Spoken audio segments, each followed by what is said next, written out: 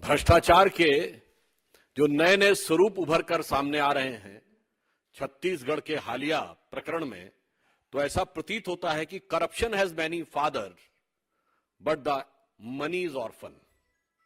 अर्थात भ्रष्टाचार के नित नए अलंबरदार उभर रहे हैं, मगर वो जो पैसा है वो अनाथ है, उसको कोई क्लेम नहीं कर रहा है।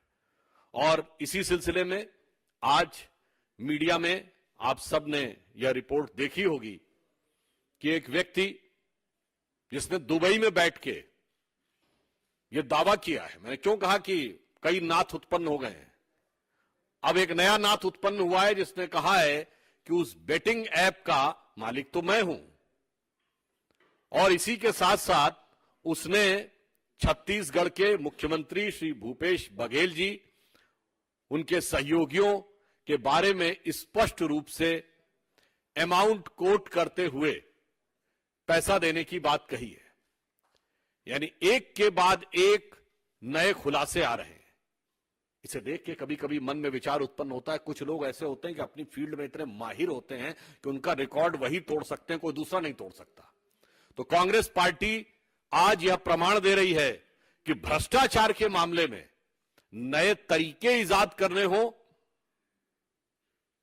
या नए आयाम खड़े करने हो, उनकी बराबरी कोई नहीं कर सकता। उन्होंने ही अपना प्रीवियस रिकॉर्ड ध्वस्त करते हुए, पूर्व कीर्तिमान को ध्वस्त करते हुए, अब जुए में भ्रष्टाचार का एक नया कीर्तिमान दिखा दिया है।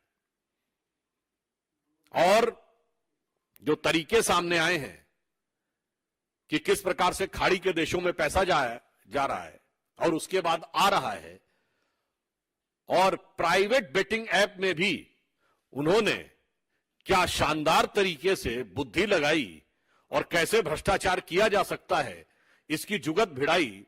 मुझे लगता है कि अब जो नए खुलासे हो रहे हैं, तो ये कहा जाए तो अतिशयोक्ति ना होगी, इसको शब्दशः न लिया जाए, मैं प्रतीक में कह रहा हूं, शायद जिस ढंग से नित नए तरीके भ्रष्टाचार और ठगी के कांग्रेस पार्टी इजाद कर रही है, छत्तीसगढ़ की सरकार ने उसमें एक नया डायमेंशन ऐड किया है। शायद नटवर लाल और चार्ल्स शोभराज जैसे कुख्यात अंतरराष्ट्रीय ठगों के शातिर तरीकों को भी मात देती हुई दिखाई पड़ रही है। जन कल्याण की जगह जुए पे सारा ध्यान दिया और 7 समंदर पार उस जुए का सामान पहुंचा दिया।